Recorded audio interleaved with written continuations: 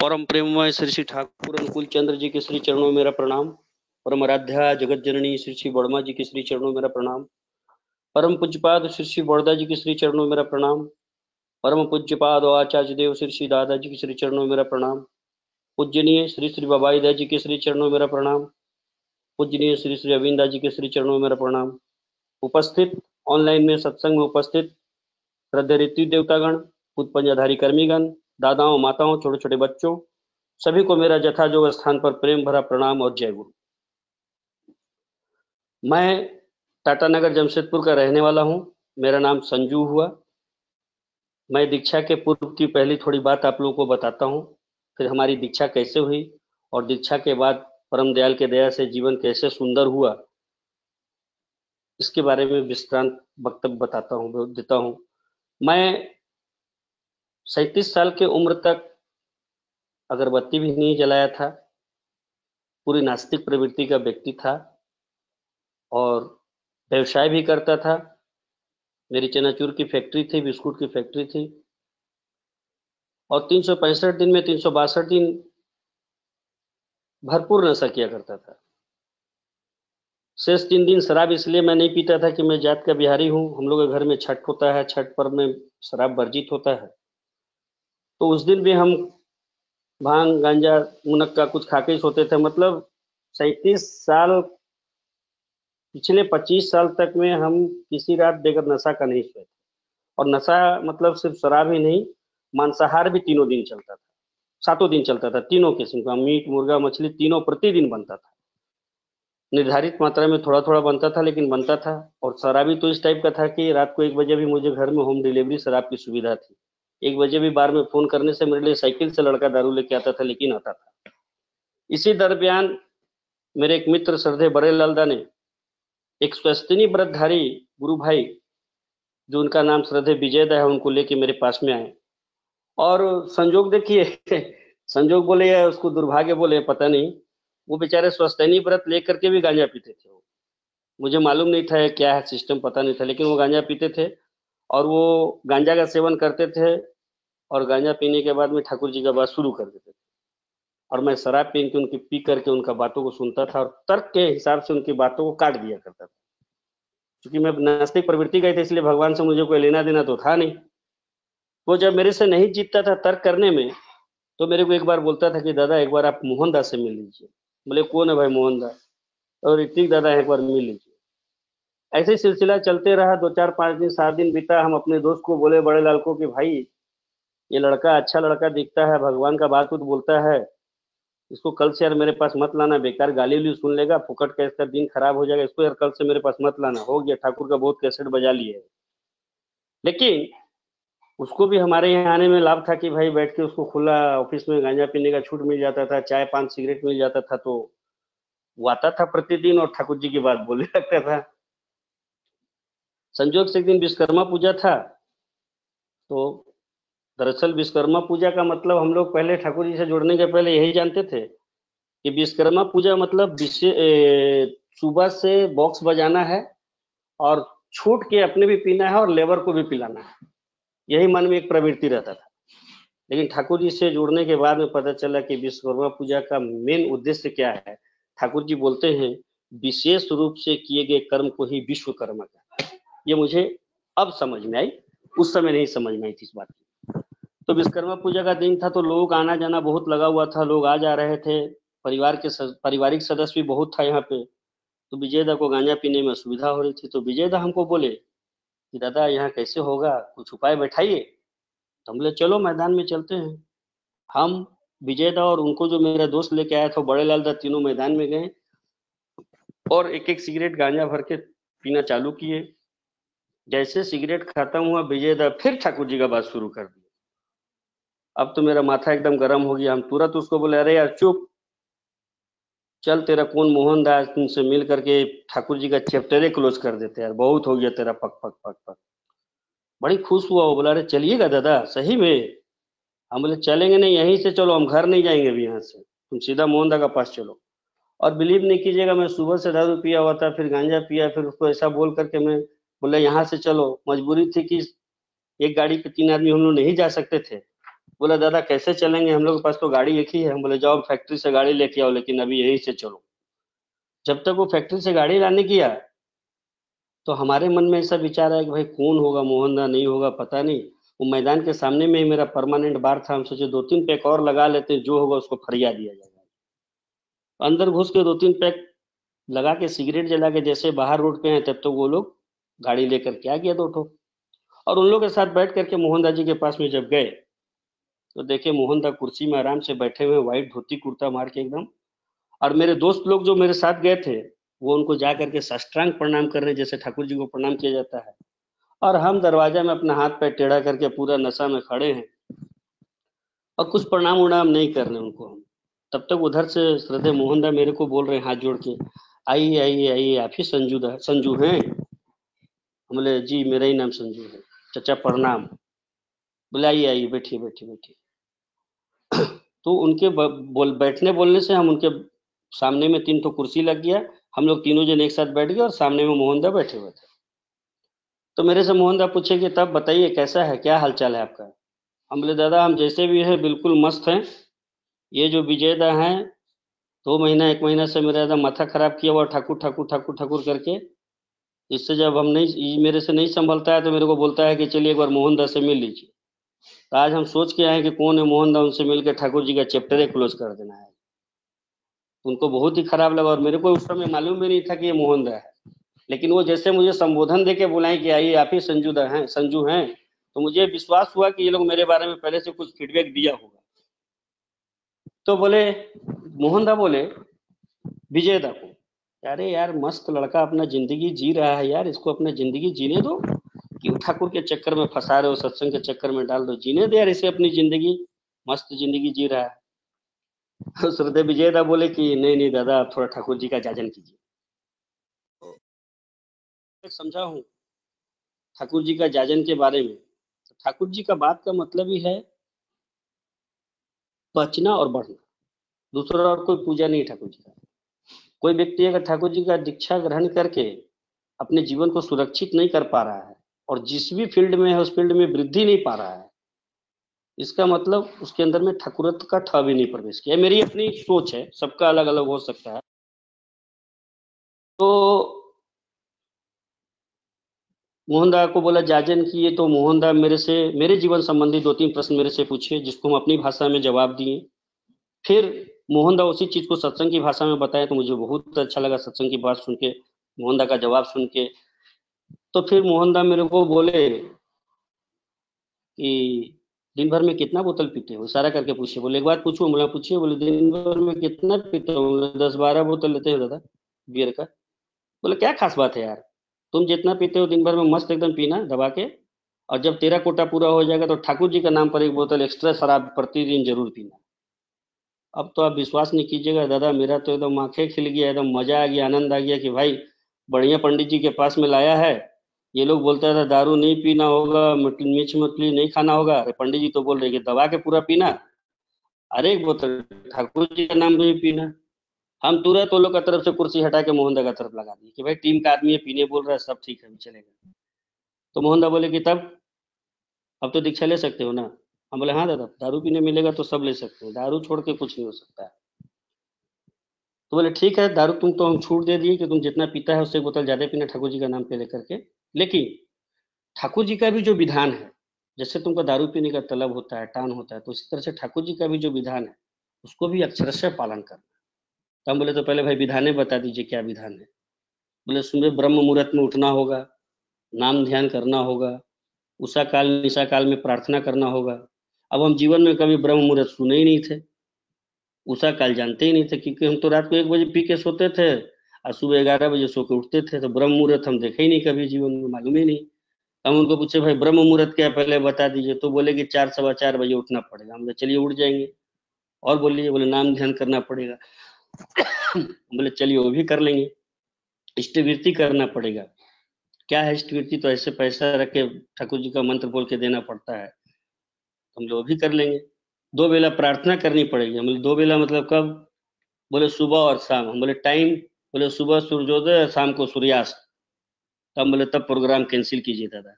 है अब क्या हुआ, हम बोले अरे तो शाम को सूर्यास्त तक हम प्रार्थना करते रहेंगे तो दारू कब पियेंगे, हमको तो सुबह से चाहिए। तो बोले अच्छा एक काम करो यार, तुम सुबह से दारू भी पीना और शाम को प्रार्थना भी करना, लेकिन प्रार्थना जरूर करना। इतनी तमाम कंडीशनों के बाद में मेरी दीक्षा, उन्होंने मेरे सानिध्य में जो ऋतिक दादा रहते हैं आदितपुर में, श्रद्धेय ब्रज किशोर नारायण आजाद दा के माध्यम से मेरी दीक्षा हुई। 21 नवंबर 2006 मंगलवार को मैं, मेरी पत्नी और मेरी बड़ी बेटी तीनों जन मिलकर दीक्षा लिए। और जिस दिन दीक्षा ली उस दिन मन में सोचे कि आज हम लोग दारू नहीं पियेंगे और मीट मछली भी नहीं खाएंगे। ऑफिस में खूब नाम कर रहे थे, ठाकुर जी के कैसेट लगा के सुन रहे थे, किताब पढ़ रहे थे। 9 साढ़े 9 बजे जब घर में आए, पैंट उन खोल के टांगे, तो मेरी इच्छा हुई कि यार इतना पीते थे, चलो एक तो बियर मंगाते हैं, बियर रोटी खाएंगे और सो जाएंगे, एक तो बियर में क्या होता है। जैसे पॉकेट में हाथ डालने का पैसा निकालने के लिए, तो मुझे फिर मोहनदा की बात याद आई कि मोहनदा बोले थे कि जब भी तुमको वृत्ति प्रवृत्ति अपनी तरफ खींचेगा, कम से कम 20 मिनट 25 मिनट ध्यान जरूर करना, उसके बाद तेरे जी में जो जचेगा खुली छूटे करना। तो मैं तो सोचा भाई मुझे 12 बजे 1 बजे रात में भी शराब मिल जाता है, तो क्यों नहीं पहले थोड़ा नाम ध्यान ही कर लिया जाए। तो मैं सोफे पे बैठ करके ऐसे ही ठाकुर जी का नाम करने लगा। नाम करते करते पता नहीं 15 मिनट किया, 20 मिनट किया, 25 मिनट किया, गॉड नोज, मेरे को आज याद नहीं है। लेकिन जब आंख खोले तो पत्नी को बोले कि भाई खाना निकालो। पत्नी भी हतप्रभ हुई कि हाँ खाना निकाल दे। सही में निकाले, हम बोले जो बना है फटाफट निकालो। तो उस दिन तो मीट मछली बना नहीं था, तो रोटी सब्जी खाना निकला। खाना निकलने के बाद में खाए और तकिया लगा के सोने, साढ़े 10 बजे करीब गए। अब नींद कहाँ है, जो व्यक्ति 11 बजे रात तक शराब पीता है, जिसका गिलास में शराब बचा रहे तब नींद आता था, वो आदमी आज कुछ पिया ही नहीं है, खाया ही नहीं है। तकिया पे छटपट छटपट कर रहे हैं, तो फिर मोहनदा की बात याद आ रही है कि भाई कुछ भी वृत्ति प्रवृत्ति आसक्ति तुमको टानेगा तो पहले नाम कर लेना। हम चलो चलो तकिया पे लेटे लेटे नाम कर लेते हैं। लेटे लेटे नाम करते रहे, मुझे पता भी नहीं चला कि मैं कब नींद के आगोश में समा गया। उस रात गहरी नींद में सोया। अचानक फोन की घंटी से जब मेरी नींद खुली, फोन पर दूसरे तरफ मोहनदा थे। फोन उठाते ही मैंने कहा कि अब रात को क्या हुआ दादा, क्यों परेशान कर रहे हैं। वो दादा बोल रहे गए रात नहीं है, उठो 4 बज रहा है। तो मैं मोबाइल पे देखा तो सही में 4 बज के 5 मिनट हो रहा था। मैं स्तब्ध रह गया कि सचमुच 4 बज रहा है और हम पूरा रात बगैर नशा किए हुए सो गए। नाम में इतना शक्ति है, नाम की शक्ति का तो जादू मेरे ऊपर हो गया एकदम। धीरे धीरे हम इस चीज को ऐसा महसूस करने लगे, नाम की शक्ति को, कि तेजी से नाम करने लगे। और चलते फिरते सोते बैठते उठते बैठते ईच एंड एवरी टाइम सिर्फ नाम केवल नाम। एक वो दिन था दादा और एक आज का दिन है। शराब मुझे याद भी नहीं है। जो 25 साल तक बेगर नशा का नहीं सोया था, टिल डे जिस दिन दीक्षा हुई उस दिन से शराब ठाकुर जी छोड़वा दी। मेरा हिम्मत नहीं था, किसी वैद्य वकील और हाकिम का ताकत नहीं था कि मेरा शराब छुड़वा सकता था। लेकिन ठाकुर जी का नाम में वो शक्ति था, अपार शक्ति था, कि मुझे याद भी नहीं आया कि मेरे साथ में 8 लोग बैठ के पीते हैं। दीक्षा लेने के दूसरे दिन ही श्रद्धेय मोहन दा डेली नित्य सुबह 4 बजे फोन करके उठाते, स्मृति कराते, नाम ध्यान करवाते, प्रार्थना के लिए प्रेरित करते, दोनों बेला प्रार्थना करवाते। इतना ही नहीं, टेलीफोन से घंटों घंटों ठाकुर जी की बात मुझसे क्या करते थे। और ना मन रहते हुए भी उनकी बात को सुनता था, विरोधी विचारधारा होने के बावजूद भी सुनता था, क्योंकि ठाकुर जी की बातें बहुत अच्छी लगती थी। और उनका जो भी बात सुनता था और जो अच्छा लगता था उसको कल से सोचता था इम्प्लीमेंट करके देखता हूँ। और जैसे जैसे इम्प्लीमेंट करते गया लाइफ में, लाइफ और सुंदर होता चला गया। दीक्षा लेके जैसे ही 2-3 रात बीता, वो विजय दा जो मेरे को ठाकुर जी सॉरी विजय दा जो मोहनदास जी के पास ले गए, वो आए मेरे घर। मैं टीवी देख रहा था झूले पे बैठ करके। तो विजय दा जैसे घर में प्रवेश किए तो बोले दादा कितना पैक तक पहुंचे। तो हम बोले अरे नहीं यार 2-3 दिन तो हो गया दारू नहीं पिए। हम मानेंगे ही नहीं आप और दारू नहीं पिए। हम बोला जाओ भाभी से पूछ लो। अंदर गया, पत्नी से पूछा, पत्नी बोली कि नहीं 3 दिन हो गया शराब नहीं पिए हैं जिस दिन से दीक्षा लिए हैं। आप बिलीव नहीं करेंगे दादा, वो बंदा वापस लौट के आया और मेरे घर में ठाकुर जी को प्रणाम करके मेरे को पलट के बोल रहा कि दादा आज से हम गांजा नहीं पिएंगे। मेरा रुआ खड़ा हो गया कि सत्यानुसरण में हम एक लाइन पढ़े थे ठाकुर जी का कि दूसरे की मंगल कामना ही अपने मंगल की प्रसूति है। अरे मेरे को तो ऐसा लगा काटो तो खून नहीं। बोला अरे क्या ठाकुर जी लिखे। ये व्यक्ति, मेरा शराब कैसे छूटेगा, मेरा जीवन कैसे अच्छा होगा, उसके लिए इतना प्रयासरत था। इसके घर में छुपा हुआ है। ठाकुर जी की बात को मिला के देखा, मुझे तो इतना आनंद हुआ जिसका मैं कुछ व्याख्या नहीं कर पा रहा हूँ। इसी बीच एक दिन मोहनदा फिर 4 बजे टेलीफोन करके जगाए। पिछले दिनों की तरह उनका उसी तरह से रूटीन चल रहा था, फोन करके उठाते थे और पहला प्रश्न एक ही पूछते थे, इष्टवृत्ति किया, इष्टवृत्ति किया। मुझे एक दिन बहुत हतप्रभ हुआ कि भाई ये व्यक्ति सबसे पहला बात इष्टवृत्ति किया ही क्यों बोलता है, जबकि मैं सिर्फ 1 रुपया से इष्टवृत्ति करता था। तो मैं श्रद्धेय मोहनदा को पूछा, अच्छा मोहनदा एक बात बताइए, ये जो हम लोग 1 रुपया करके इष्टवृत्ति करते हैं, तीनों जन मिलके जो 120 रुपया भेजते हैं, इसमें कितना % कमीशन आपको मिलता है? मोहनदा थोड़ा मौन हो गए, फिर बोलते हैं कि क्या बकवास कर रहे हो तुम, ऐसा गंदा विचार तुम्हारे मन में कैसे आया? हम बोले, अरे भाई आएगा नहीं, आप डेली सुबह फोन करते हैं और पहले पूछते हैं कि इष्टवृत्ति किया, और इससे तो पैसा से होता है, इसमें तो जरूर कोई गोलमाल चक्कर है, तभी आप डेली सुबह सुबह ही बात बोलते हैं मेरे। तो बोले कि ऐसा है, अगर इसको तुमको समझना है तो तुमको देवघर जाना पड़ेगा। तो बोले दादा इस बार आप देवघर जाएंगे तो प्लीज मेरे को जरूर लेके चलिएगा, हमको इसको समझना है। और आप बिलीव नहीं करेंगे, ये प्रश्न मैं तब उनसे किया था जब मैं 1 रुपये से इष्टवृत्ति करता था। परम दयाल के दया से, उनके आशीर्वाद से आज 120 रुपया से इष्टवृत्ति करता हूँ, तो भी मुझे लगता है कि मैं कम करता हूँ। उनके लिए कुछ और कर सकूं तो मेरा जीवन और सुंदर होगा, क्योंकि ये इष्टवृत्ति मैं अपने लिए करता हूँ, ठाकुर जी के लिए नहीं करता हूँ। ये 110% सामर्थ्य योग है, जो व्यक्ति समझ जाएगा वो जीवन में इष्टवृत्ति को कभी भी दबा के नहीं रख सकता। और ठाकुर जी ऐसे ही बोले हैं कि 3 बेला जो तुम खाते हो, उसका जो 1 बेला मिनिमम अर्घ है, वो मिनिमम इष्टवृत्ति है, मिनिमम, मैक्सिमम तो कोई सीमा नहीं है। तो मैं जब 1 रुपये से करता था तो मुझे अपने आप में धिक्कार लगता था कि अरे लुच्चा लफंगा लोगों को 2 पान पराग तुलसी खिला देते हैं, 20 रुपये चला जाता है। ठाकुर जी जो मेरा जीवन इतना सुंदर कर दिए, इतना अच्छा बना रहे हैं मेरे को, मेरा पथ को बदल दिए, उनके लिए 1 रुपया इष्टवृत्ति करते हैं। छी छी छी छी। तब 1 से 2, 2 से 5, 5 से 10, 10 से 20, 20 से 50, 50 से 60, 60 ऐसा करके बढ़ाते चले गए। और मैं देखा अपने जीवन में कि मैंने जैसे जैसे क्रमशः अपनी इष्टवृत्ति को बढ़ाया है, ठाकुर जी बोलते हैं चमत्कार बोल के कुछ नहीं होता है, लेकिन ठाकुर जी बोलते हुए भी हैं कि पाना चाहते हो तो देते जाओ। लेकिन लोगों को समझ में जिसको आता है वो तो उतर जाता है, जिसको नहीं आता है उसके लिए कोई बात नहीं है। खैर एनीवे, मैं इस चीज को समझने के लिए मोहनदा के साथ जब देवघर गया प्रथम बार, वहां प्रातःकालीन विनती प्रार्थना में शामिल हुआ। प्रार्थना से पूर्व पूजनीय वायदा जी का दिव्य स्वरूप को देखकर सम्मोहित हो गया। क्या दिव्य सौम्यता, क्या दिव्यता, क्या मैंने मुस्कुराहट, बाप रे बाप। मैंने उनको देख करके हम मोहित हो गए। उन्हें देखकर तो कुछ देर ऐसा सोचता रहा कि क्या कोई इंसान रूप में भी इतना सम्मोहनकारी हो सकता है क्या? ये इंसान के रूप में साक्षात भगवान है। इतना सम्मोहनकारी व्यक्ति हमने आज तक सत्संग से बाहर कभी जीवन में नहीं देखा था। फिर प्रार्थना हुई, प्रार्थना होने के बाद में श्रद्धेय मोहनदा बोले कि चलो बड़दा जी के बारे तरफ चलो। बड़दा जी गेट के पास जब हम गए तो वहां पर देखे पूजनीय वायदा जी बैठे हुए हैं। तो दादा बोले मेरे को मोहनदा कि चलो दादा को प्रणाम कर लो। तो हम बोले दादा हम अभी नहीं जाएंगे प्रणाम करने, आप जाइए। क्योंकि मैं देखा था सब वहाँ सादा सादा ड्रेस में घूम रहे, और हम काला पैंट पीला शर्ट, बाल उल थोड़ा हेपी कटिंग लफुआ टाइप पहले से था ही। मेरे को अंदर से, और मेरे इतना अंदर में वृत्ति प्रवृत्ति आसक्ति घेरा हुआ था कि मेरे को नहीं लग रहा था कि मेरे जैसे आदमी को उनको प्रणाम करना चाहिए। हम अपने आप को उनको प्रणाम करने के लायक नहीं समझ रहे थे और नहीं गए हम प्रणाम करने। मोहनदा गुस्सा से अंदर चले गए, हम उनको बेलगाते रह गए, उनको बुलाते रह गए, लेकिन हम अंदर नहीं घुसे, वो गुस्से से अंदर चले गए।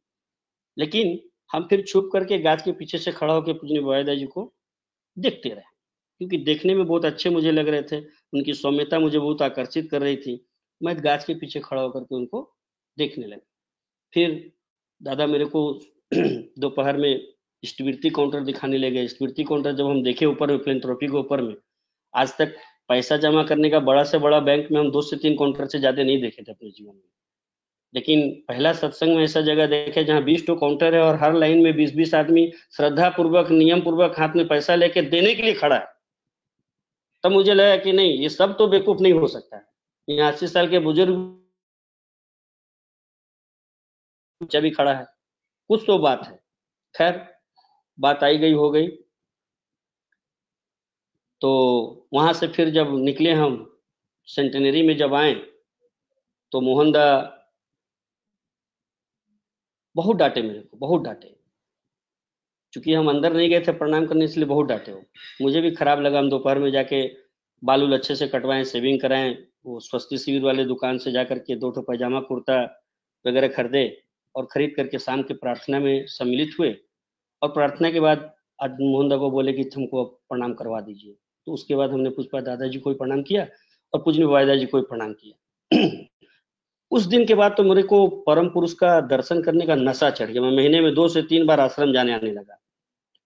उसी दिन मैंने घर में पहले बार मैं जब गया था, तो पहले दिन घर से फ़ोन करके, वहाँ से फ़ोन करके बोले कि हम आज से मीट मछली नहीं खाएँगे। और जब दूसरी बार जब हम देवघर आए, तो पूज्य वायदा जी के पास में गुरु किंकरदा खड़े थे। मेरे जैसे पतले-दुबले ही हैं और बहुत बुजुर्ग थे, उनका शरीर का बनावट मेरे जैसा ही है, लेकिन वो बिल्कुल छड़ी के माफिक खड़े थे।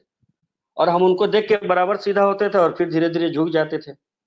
फिर सीधा खड़ा होते थे, फिर झुक जाते थे। तो मैं लोगों से पूछा कि भाई ये दादा कौन है? तो उस आश्रम के कुछ लोग बोले कि भाई गुरु किंकरदा हैं, कुश्ती लिखते हैं, 5 पीढ़ी ठाकुर जी को देखे, ठाकुर जी से लेके पूज्य नवीन जी को देखे। उम्र उस समय उनका 75-77 होता होगा, जैसा मेरे को लगता है 70-75 होगा। मैं मन में सोचा कि भाई 75 वर्ष का आदमी मीट मछली प्याज लहसुन कुछ नहीं खाया, ये आदमी सीधा डंडा का माफी खड़ा है, और हम दुनिया का तमाम चीज खाएं फिर भी हम इसको देख के भी खड़ा नहीं हो पा रहे, इनको देख करके। तो ये अच्छा चीज खाएं कि हम अच्छा चीज खाएं? आज से प्याज लहसुन भी नहीं खाना है।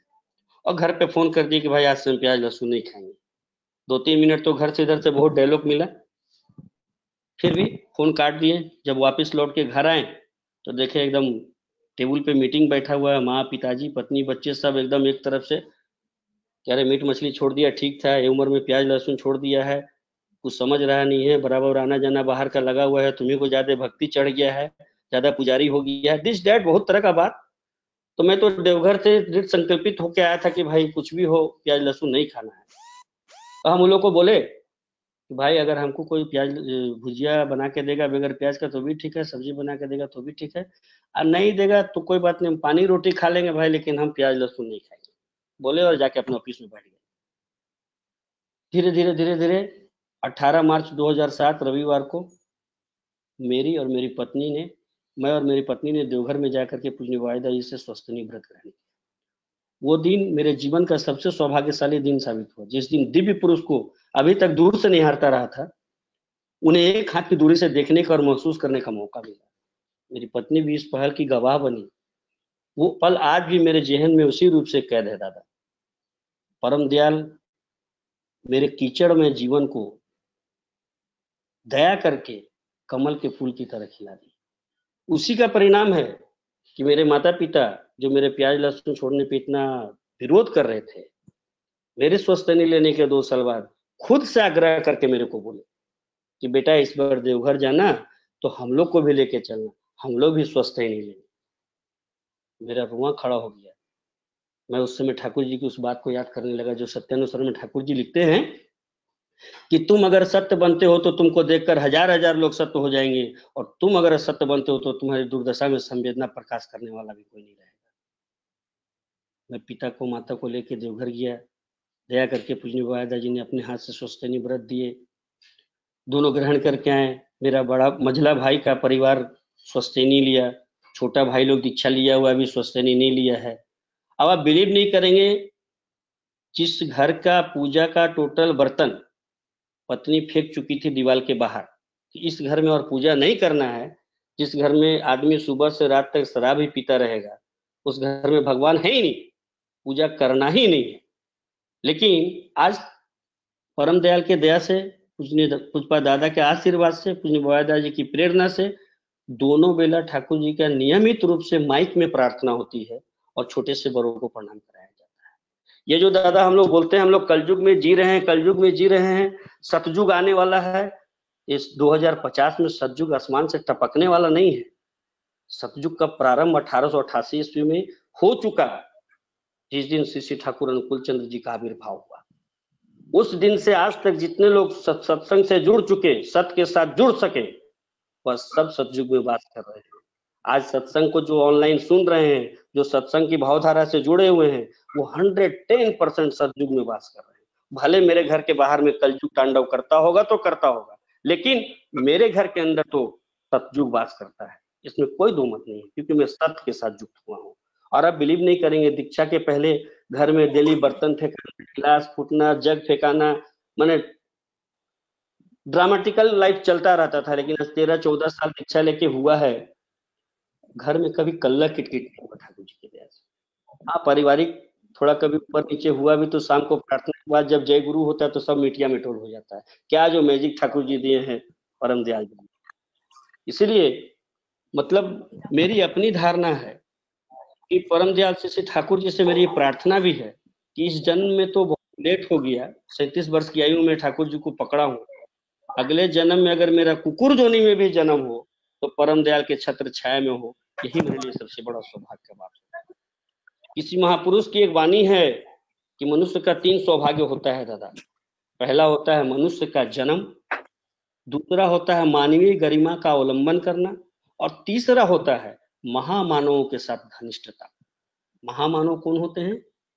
जैसे हमारे परम पूज्य आचार्य देव श्री श्री दादाजी, पूजनीय श्री बाबाईदा जी, पूजनीय श्री श्री अविंदा जी, इन लोग के साथ जितना घनिष्ठता बढ़ाइएगा, जितना इनका अनुसरण कीजिएगा, जितना इनके साथ में जोगा जोग रखिएगा, इनका भावधारा से जुड़ के चलिएगा, कीचड़ से कीचड़ में जीवन भी कमल के तरह खिल जाएगा, उसको कोई काट नहीं सकता है। त्रेता में एक रत्नाकर वाल्मीकि हुए थे, लेकिन मुझे लगता है श्री श्री ठाकुर अनुकूल चंद्र जी के ये 1888 से लेकर 2020 तक में लाखों रत्नाकर वाल्मीकि बन गए होंगे और बनते जा रहे होंगे जो जो विधान का पालन कर रहे होंगे। इसीलिए तो दीक्षा लिए तो भाग्यशाली हैं ही, लेकिन जो अगर विधान को ठीक से नहीं पालन कर पा रहे तो उससे मेरा करबद्ध प्रार्थना है कि ब्रह्म मुहूर्त में उठिए, शारीरिक सदाचार, आध्यात्मिक सदाचार, मानसिक सदाचार का पालन करते हुए, नाम ध्यान करते हुए स्थिवृत्ति भोग निवेदन कीजिए, प्रार्थना दोनों बेला कीजिए, छोटे से बड़ों को प्रणाम कराइए, पूरा घर में आपका धर्मराज प्रतिष्ठित हो जाएगा, कहीं आपको जाने की आवश्यकता नहीं पड़ेगी। Thakur ji each and every time आपके अंदर में वास करके चलेंगे। अगर मेरे वक्तव्य से किसी को कहीं पर ठेस पहुंची हो तो मुझे क्षमा करेंगे। जय गुरु दादा, जय गुरु।